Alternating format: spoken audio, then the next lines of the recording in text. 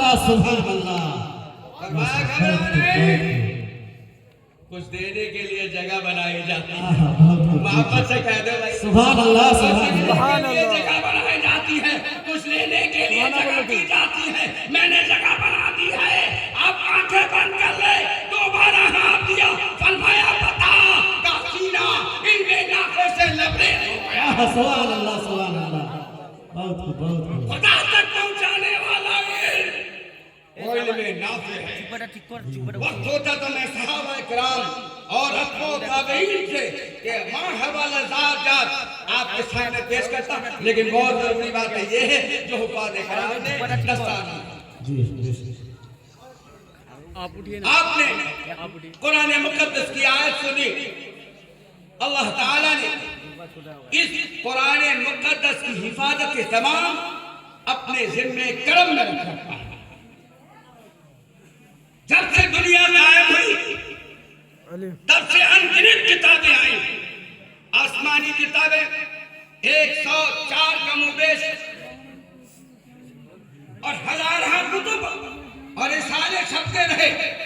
ہر دور میں کتابیں آتی رہی، لیکن کوئی اب تک محفوظ نہیں رہی سوائے قرآن مقدس کے. اس لیے کہ رب نے کائنات نے فرمایا اِنَّا نَحْنُ ذِكْرَا، ہم نے قرآن نازل کیا ہے اور اس کی حفاظت کی ذمہ داری میری ہے.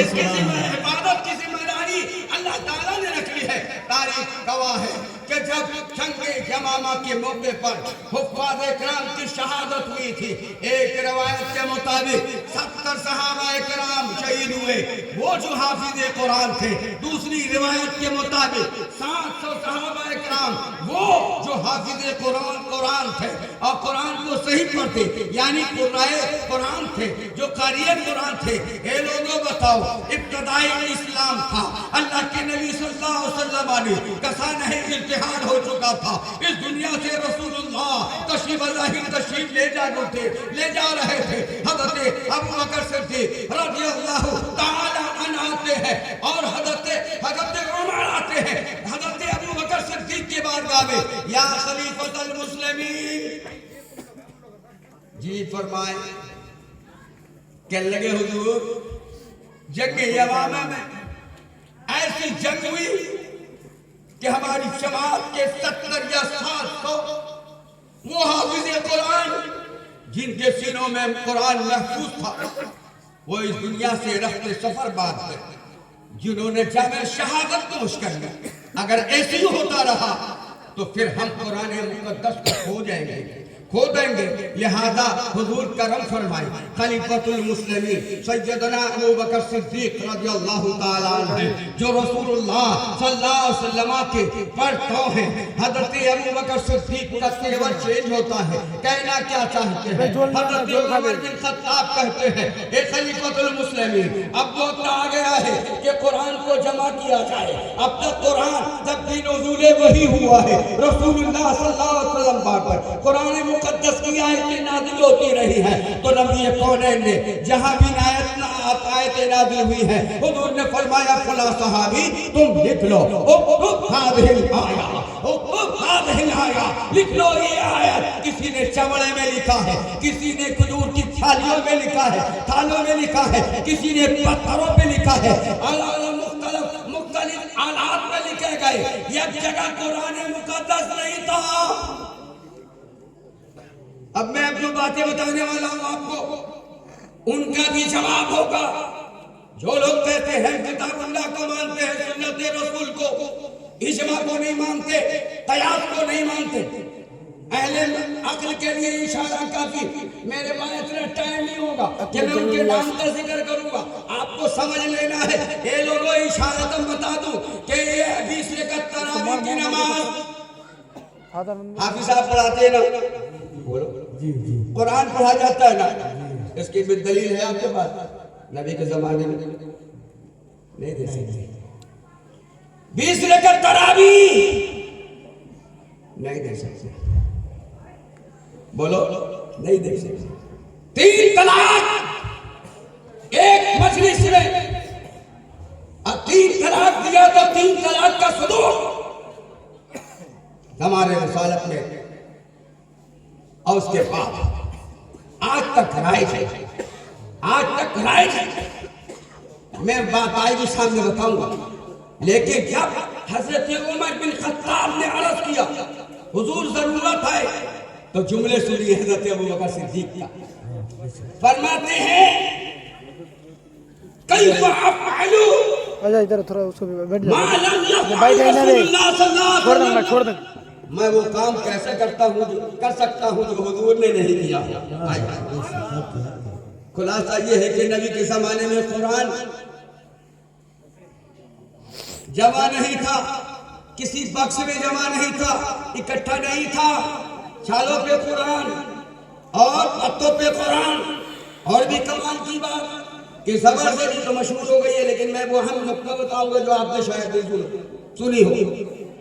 اور نقطہ آج بغیر نقطے کا قرآن اگر آپ کو ملتا، ہمارا عجمی ہے لیس بالعربی، ہم عربی نہیں، ہماری زبان تو اردو بھی صحیح سے نہیں بولتی، ہم تو صحیح اردو بھی نہیں بول پاتے، ہم کب کی عربی سمجھنے لگتے.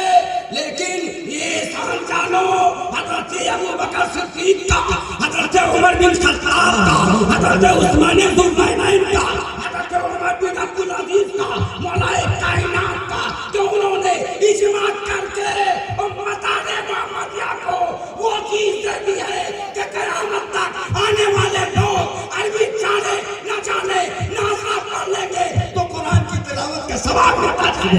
نعرہ تکبیر، نعرہ تکبیر، نعرہ رسالت، نعرہ رسالت، مسلک اعلی حضرت، نعرہ تکبیر.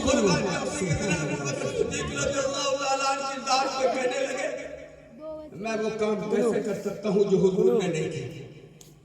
حضرت عمر بن خطاب کی دلیل دیکھو. موبائل دینا دینا فوٹو نہیں اسی کا. ہوا خیر، اسی میں بہتری ہے، اسی میں بھلائی ہے.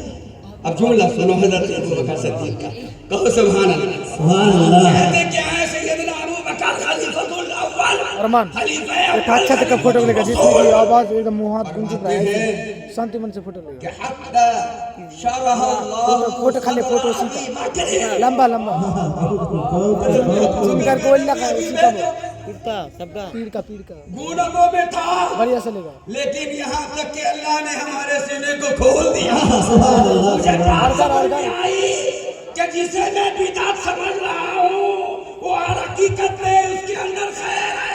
سبحان اللہ. بے شک ہے، اس کے اندر خیر ہے. اشارہ ان کی طرف ہے. آنا جو لوگ کہتے ہیں کہ قرآن ہم نہیں مانتے ہیں، ہم دو چیزیں مانتے ہیں، کتاب اللہ اور سنت رسول. قرآن اور جب تو ذرا اسے دھر کر سنت. بڑھیا اتنا ہی لے گا. میں آپ کو چیلنج کے ساتھ کہتا ہوں، لا وہ قرآن جو نبی کے زمانے میں تھا. جی بے شک ہے. امام صاحب اللہ حاجی مولانا ضیاء اسلام صاحب یہ بھی میرے پرانے رفیق ہیں. ایک زمانہ تھا گرانی یہی رہا کرتی تھی ان کے گھر کا. میں وہ کہنا چاہتا ہوں لوگوں سے، کہو جو لوگ کہتے ہیں کہ ہم نبی کے، ہم قرآن مانتے ہیں، رسول اللہ کی سنت مانتے ہیں، میں کہنا چاہوں گا کہ اگر تم دعوے میں سچے ہو تو لا وہ قرآن جو نبی کے زمانے میں تھا، لا وہ حدیث ہے جو نبی کے زمانے میں تھی. امام بخاری کا وجود نہیں تھا، امام مسلم کا وجود نہیں تھا، امام نسائی نہیں تھے، امام اعظم ابو حنیفہ نہیں تھے، امام شافعی نہیں تھے. امام اعظم پر تیچھی نظر ڈالنے والوں ذرا ہوش کی دوا لو، ہوش کی دوا کھاؤ اور ناخون لو. ذرا سوچو کہ صحابہ کرام نے قرآن مقدس کو جمع کرنے کے لیے ڈائریکٹ فیصلہ نہیں کیا، رائے عامہ قائم کی. اسی کا نام اجماع ہے. سبحان اللہ. اسی کا نام اجماع ہے. جو صحابہ کی بات کو عین سنت نہ مانے وہ مقلد نہیں، غیر مقلد. نبی کونین نے فرمایا علیکم سنتی و سنت الخلفاء الراشدین المہدیین. تم پر میری سنت اور خلفاء راشدین کی سنت لازم ہے. لازم پکڑو. جو عمر بن خطاب نے 20 رکعتیں تراویح ہم اور کے لیے عطا فرما دی، جماعت عطا فرما دی، ایک قرآن ختم عطا فرما دی، وہ ہمارے لیے لازم اس لیے کہ میرے نبی نے فرمایا میری سنت کو پکڑو اور میرے خلفائے راشدین کے طریقے کا بے شک سبحان اللہ، حق ہے حق ہے حق ہے، سبحان اللہ۔ اب آئیے حضرت ابو بکر صدیق نے تو کہہ دیا رضی اللہ عنہ، اتنے میں حضرت ابو بکر صدیق رضی اللہ تعالیٰ فرماتے ہیں اچھا کبھی کبھی جو بولوں گا نا میں حدیثوں کے جملے نہیں ہوں گے، ٹھیک ہے، اور جو نص ہوگا جملے کا وہ میں بتا دوں گا۔ تو حضرت ابو بکر صدیق رضی اللہ عنہ فرماتے ہیں تعال تعال ہنا زید بن حارث، زید بن حارث کو بلاؤ، زید بن حارث، وہ زید بن حارث جو رسول اللہ صلی اللہ علیہ وسلم کے منہ بولا بیٹا تھے، جو کاتب وہی تھے جن کے سینے میں 30 پارہ قرآن میں۔ میں بولوں اے لوگوں اگر اسی طرح حافظ قرآن شہید ہو جاتے تو بولو قرآن ہمارا اکٹھا ہو پاتا؟ نہیں ہو پاتا۔ زید بن ثابت آئے، حضرت ابو بکر صدیق رضی اللہ تعالیٰ نے پورا واقعہ جو حضرت عمر بن خطاب رضی اللہ تعالیٰ عنہ کے ساتھ رونما ہوا تھا وہ پیش کر دیا۔ حضرت زید کہنے لگے، جملوں پہ توجہ، کیف تفعلان، کیسے تم دونوں کر سکتے ہیں، معلوم یفعل رسول اللہ صلی اللہ علیہ وسلم، جو حضور نے نہیں کیا۔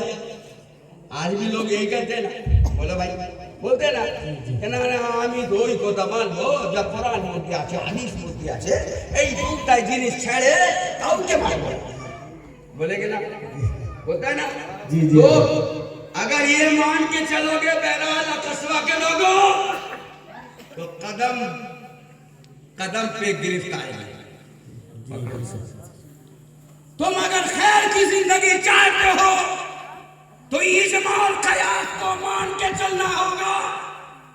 इज्मा और कयास के बगैर हमारी जिंदगी नापैद होकर रह जाएगी। इज्मा और कयास अभी मैं बताऊंगा। हजरत ज़ैद इब्न साबित ने कहा, फिर हजरत ज़ैद कहते हत्ता शरह अल्लाह सदर ज़ैद इब्न साबित, यहाँ तक कि अल्लाह ताला ने ज़ैद बिन साबित के सीने को खोल दिया। कहो सुभान अल्लाह। जब खोल दिया तो बात समझ में आई। हज़रत अबू बकर सिद्दीक़ रज़ियल्लाहु ताला ने फरमाया, ए ज़ैद इब्न साबित, जाओ आज के बाद से तुम कुरान मुक़द्दस को जमा करो। सुभान अल्लाह, जमा करो।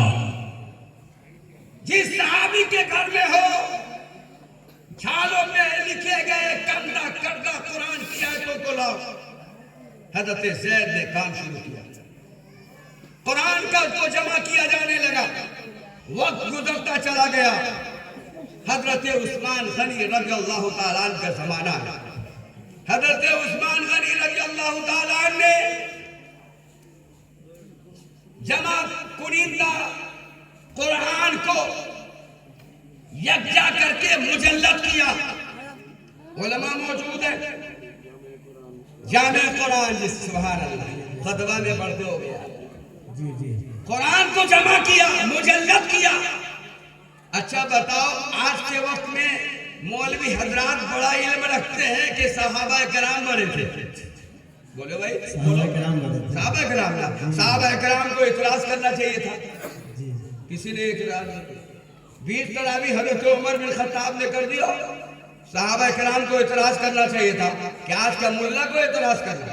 बोलो भाई बोलो। किसी सहाबी ने इनकार नहीं किया, इसलिए इज्मा हो गया। अरे ना हेलो, समझो इज्मा किसे कहते हैं, कयास किसे कहते हैं।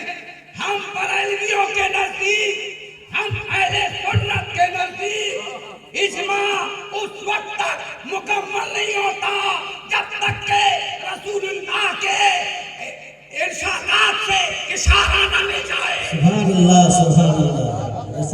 कयास को हम मुकम्मल नहीं करते उस वक्त तक जब तक अनवारे शरीयत न पाए। हम इसलिए इज्मा और कयास के कायल लोग पूरी दुनिया में अपने मौजू से हटकर एक बात कहूंगा,